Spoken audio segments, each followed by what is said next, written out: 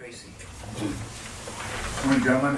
I'm Tracy, Land Use Council for President Materials and Thorndike Resource. I want to call your attention to a letter that's in your correspondence package this morning, dated May 9th, received by you on May 9th, 2011. It is signed by Kelly, I hope I'm pronouncing this right, Susawin, the Water Quality Program Manager for the Department of Ecology, and it's directed to the issue of your prohibition of net pens.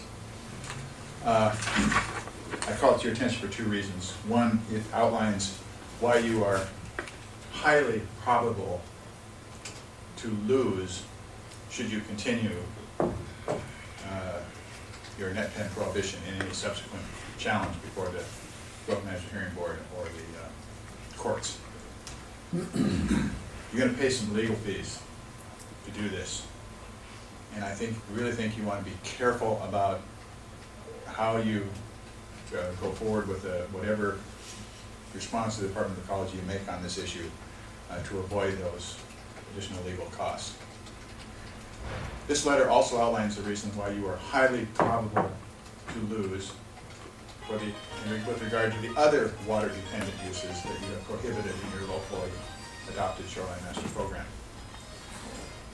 That will be the subject of our challenge to the locally adopted shoreline master program. We will join you and the Department of Ecology both in the lawsuit. Of course, we have to go to the Growth Management Hearing Board first, but there will ultimately be a lawsuit, win or lose, because we are going to seek compensation for any legal expenses that we incur in making this fight. This is a simple issue. Water-dependent uses are preferred uses under the Shoreline Management Act. You can read the act for yourself. It's repeatedly stated in there. I don't propose to read it to you. What we do need to avoid is the notion that somehow, as the Department of Ecology says, that existing regulations and existing processes are not sufficient to evaluate the merits of any proposal that's made. I'm going to sit down for a cup of coffee with my friend George and advise him that for shoreline conditional use permits and shoreline variances, the Department of Ecology is the approving agency.